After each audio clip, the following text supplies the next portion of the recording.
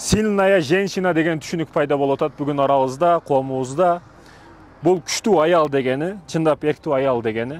Неге бул сени иршет этип карап, коомду карап, чындап өкүнөсүң да. Бул неден десеңиз, күчтүү аялга аял болушка кээ бир аялдар аргасыз болуп калат экен.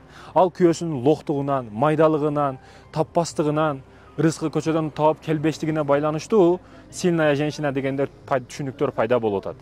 Айтайын дегеним, эркектер чындап эркек болсок, аял көчөгө чыгып кетпейт. Ал ошо сизден төмөн болгонду каалайт, ал сизден ылый турганды каалайт. Ар дайым сиздин колдооңузда, көмөгүңүздө, ошо сиздин астыңызда болгонду каалайт. Айтайын дегеним, сильная женщина ушундай түшүнүктөр көбөйүш керек эмес. Да, кээде күйөөсү өлүп калат, кээде бирдеке ар кандай себептерден улам көчөгө чыгышка туура келет аял киши, бирок мындай абалда эмес. Эри болуп туруп, назик сөз, алсыз эркектер болбош керек. Эркек ар дайым күчтүү болууга мажбурбуз, башка айлабыз жок. Эркек киши фигурасы менен, күчтүү фигурасы менен же красавчик болгондугу үчүн аялына, бала чакасына жакпайт.